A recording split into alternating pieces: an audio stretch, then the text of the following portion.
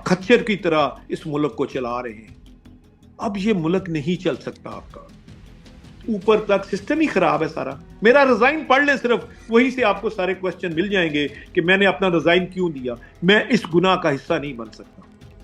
अगर ये अकल के अंधों ने, ये अब 2 साल से लंबा खेल नहीं है। लोग इन तरह नफरत कर रहे हैं आप लोगों के। 25 अरब रुपया रोज का गवर्नमेंट लोन ले रही है, 8,200 अरब रुपया आप सूद दे रहे हैं एक साल का। 18,000 अरब में से 50% तो आपका इंटरेस्ट चला जाता है। और मुझे यह बताएं, उसमें से 2500 अरब रुपया आपका चला जाता है फौज के लिए। इन लोगों ने अपने कब्रिस्तान भी यहां नहीं रखने। वेलकम जी, siyaset.pk से महबूब कार बगार इस वक्त मेरे साथ मौजूद है मियां अबूजार शाद। मियां साहब, बहुत शुक्रिया सर आपके वक्त का। अ, इस वक्त आप लाहौर चैम्बर ऑफ कॉमर्स के सदर भी रह चुके हैं, आपने ताजर भी हैं, आप ताजरों के मसाइल भी बड़े अच्छे से जानते हैं।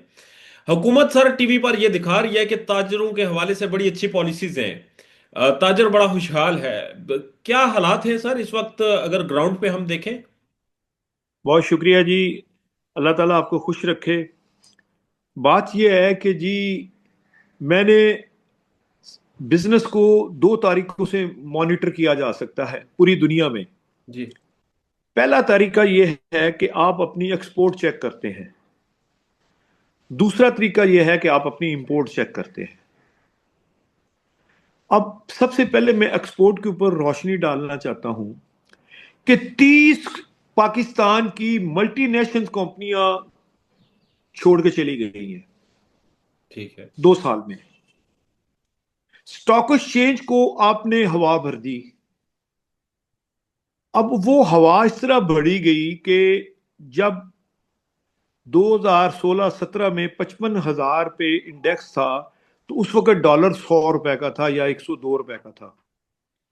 अगर एग्जैक्ट उसको 2.8 से मल्टीप्लाई करें तो आज उसके हिसाब से 1,65,000 इंडेक्स मार्केट होनी चाहिए, जो 1,60,000 है, जिसको ये गवर्नमेंट अपनी तरफ से कह रही है कि हमने बहुत बड़ा क्रेडिट ले लिया है। ये बिल्कुल गलत है। 30 बड़ी कंपनियां 2 साल में छोड़ के गई हैं। इसका रेवेन्यू के ऊपर कम से कम 5 से लेकर 9% के दरमियान आपका रेवेन्यू कम हुआ। इस साल आपने जो टारगेट 17,500 अरब डॉलर, 17,500